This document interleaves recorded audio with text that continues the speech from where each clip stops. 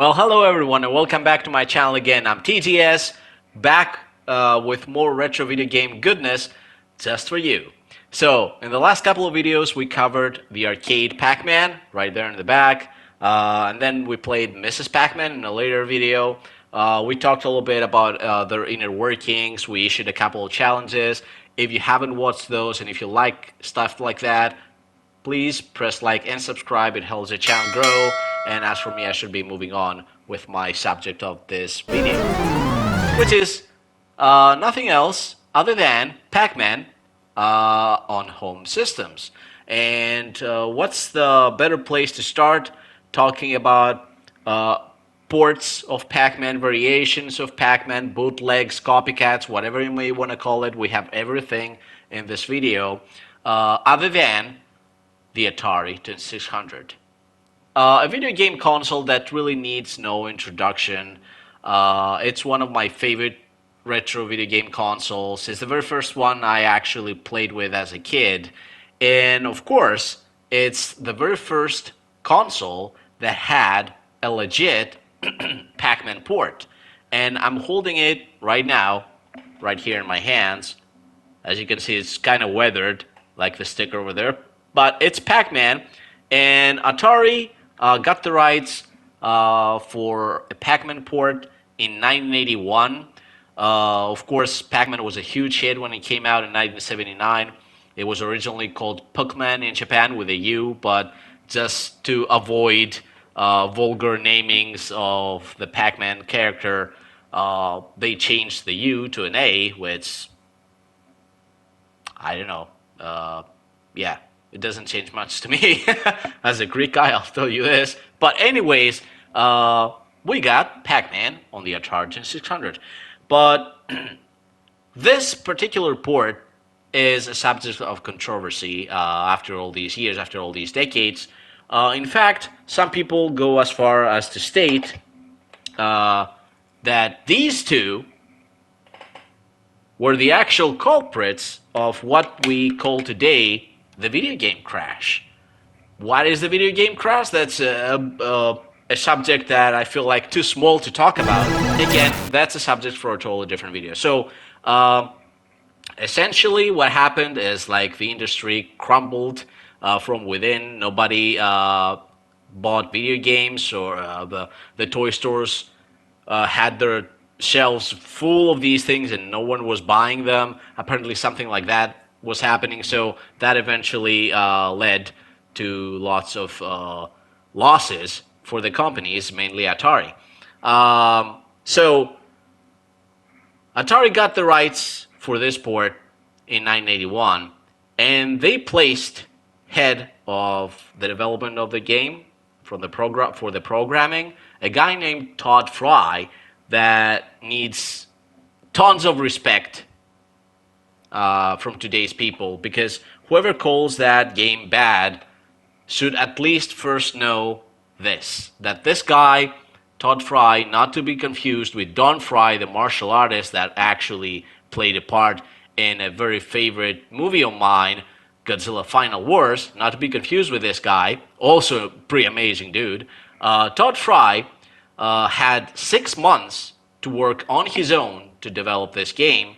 Apparently he was learning how the game worked through his programming at the time, so that was making the whole procedure even more difficult. And to top that off, Atari basically screwed him over because they gave him 4 kilobytes of memory to work with. That was 32 times less than the original arcade game. Not to mention that Atari already had available an 8 kilobyte cartridge, like double the size, which was the one that should have been used in this occasion. So Todd Fry had an amazing, a really bad deadline to work with, pretty limited space, and he gave us this. So is this bad? First of all, let's talk about its reception before I even get to talk about the game. Let's talk about its reception. Its reception, mainly in the US, because this is like how you judge if a product does well in the market or not. you judge it like from the most massive, using like um as reference the most massive market, and the most massive market is the U.S. There's no way around it.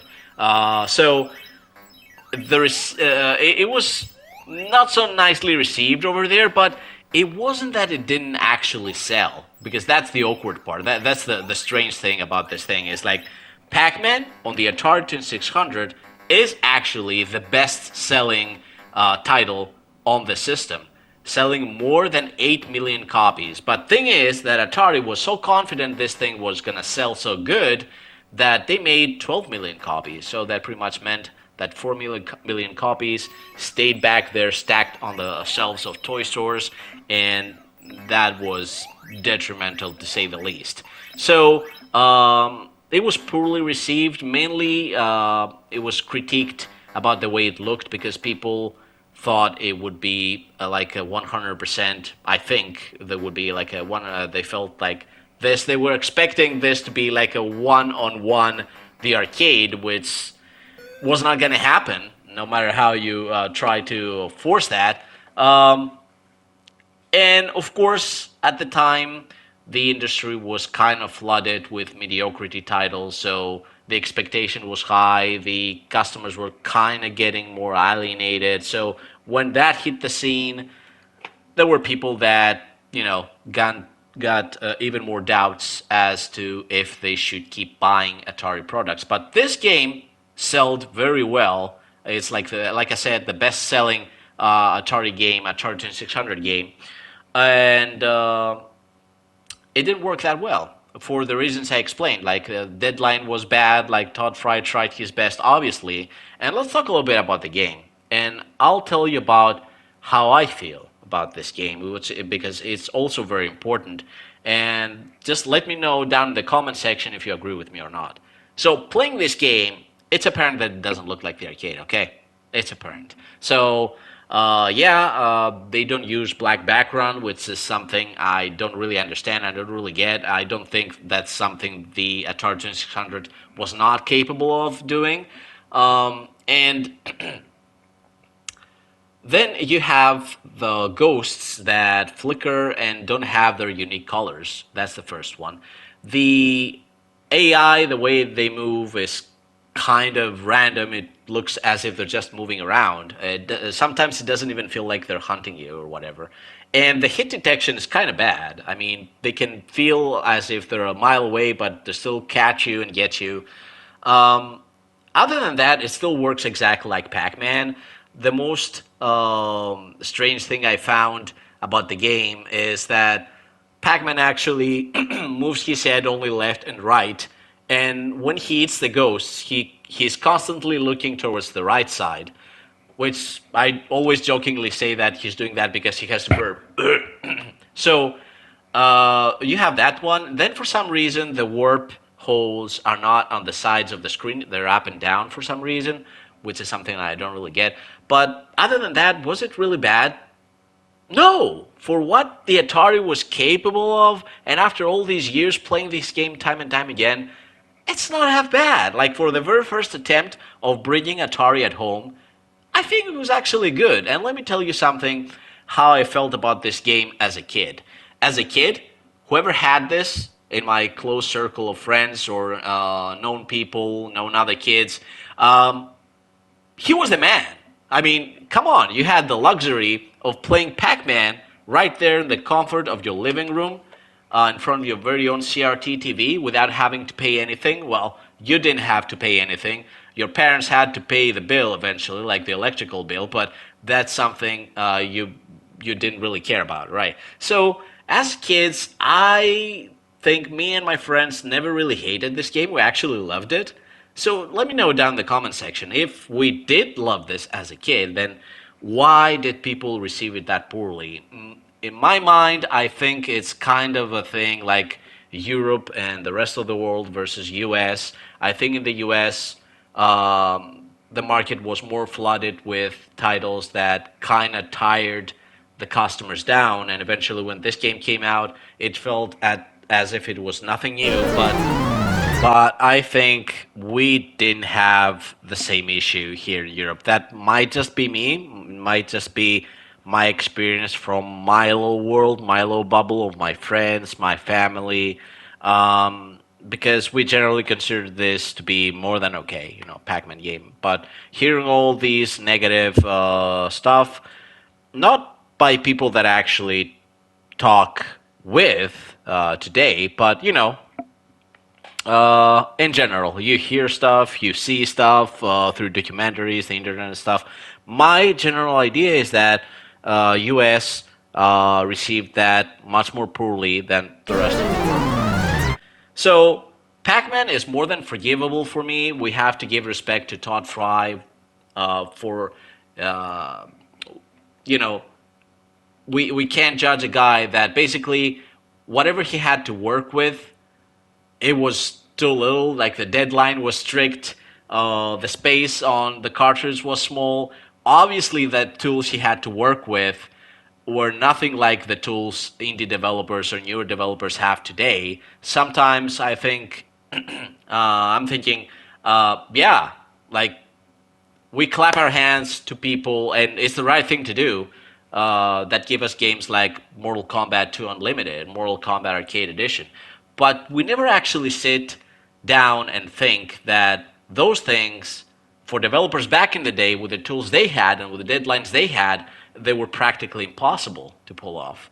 So guys like Todd Fry need our respect because they get bad rep for something that they don't actually deserve. I think like Todd Fry especially got screwed over, and the same goes for Howard Scott Warsaw. I don't need to tell you why. Okay, so uh, yeah, Pac-Man on the Atari 600, decent attempt. The very first one, could have been better, but I don't have ill feelings towards it. So let me know down in the comment section what you felt about that. Like, what's what's your feelings about this one, about this port? Did you really feel it was that bad? Did it deserve all that hate that it gets sometimes? I don't know, because most of the time when I talk with other people, they say that it wasn't that bad. I didn't dislike it back then as a kid. So let's move on with clones of Pac-Man, or bootlegs of Pac-Man, or copycats of Pac-Man. I have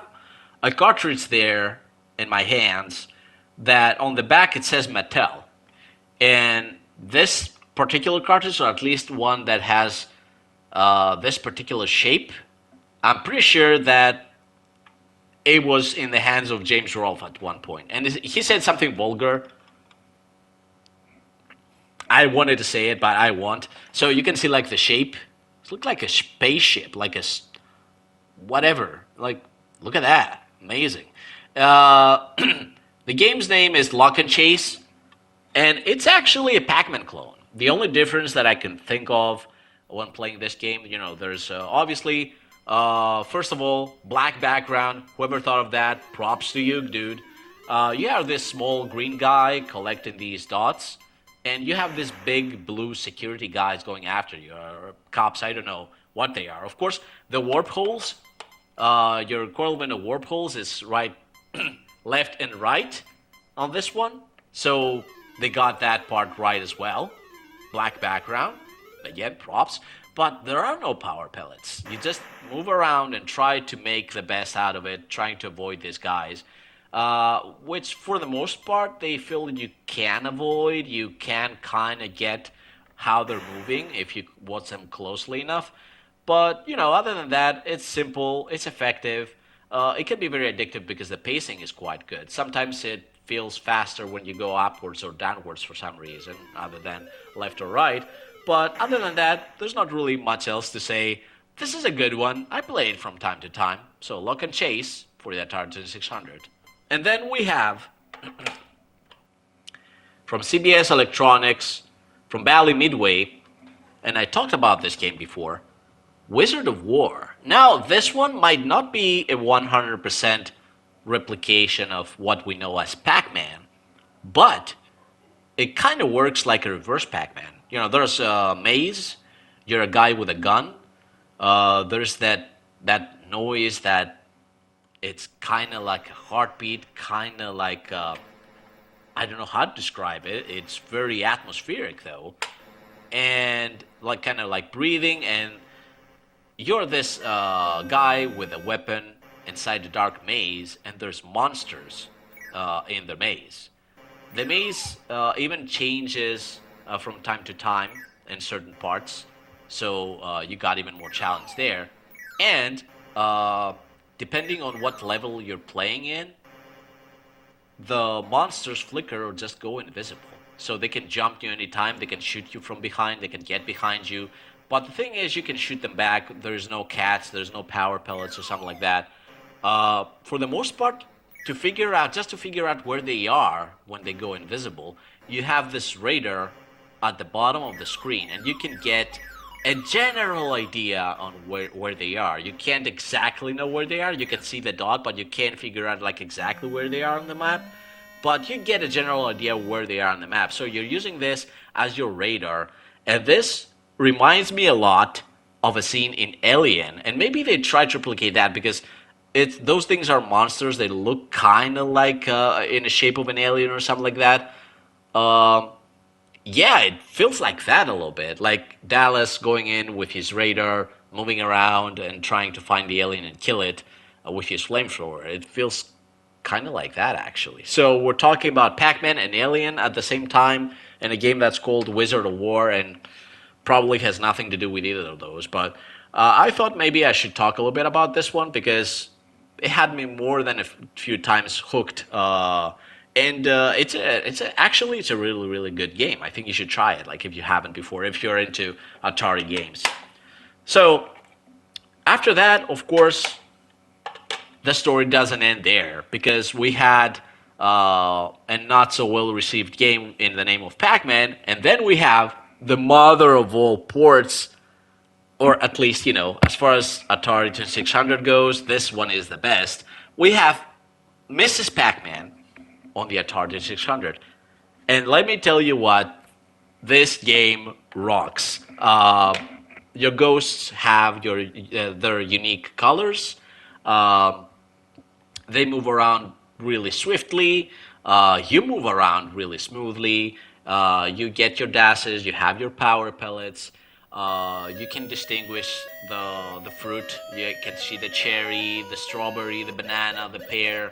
Everything, even the pretzel, everything is there, and even the intro music is there. So this is what we should have gotten on the original Pac-Man if Atari didn't screw up to try. But we got Mrs. Pac-Man, and Mrs. Pac-Man really, really, really rocks. I still put this every now and then. Still hook this up with my Atari 2600 on some weekends, having my coffee, playing at the same time early in the morning. Perfect game to play. So there's not really much to say there because they made this like a great port. They did a great job making it, but it's not the end either. We also have, and also have the box and the manual for that. We have Junior Pac-Man, leader of the pack, as it says right there on the back.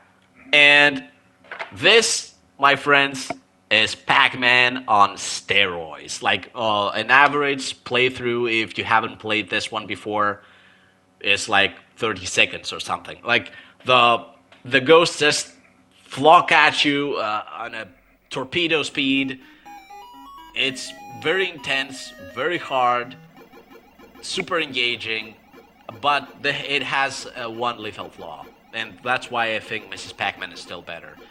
And that is the maze scrolls. You can't see the entirety of the stage. And if you have played Pac-Man before, you know that it's not supposed to work like that. You're supposed to know each and every time, at all times, where the ghosts are. You're supposed to know at all times which dots you have left behind so that you can carefully decide your next step, your next turn, how to get on with your gameplay. And that is something that you cannot do in this port.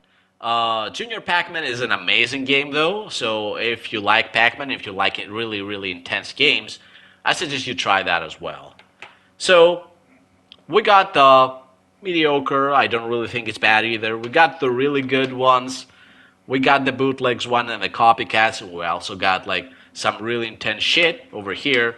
And overall, I must say that Pac-Man had its fair share of goodness on the Atari 2600.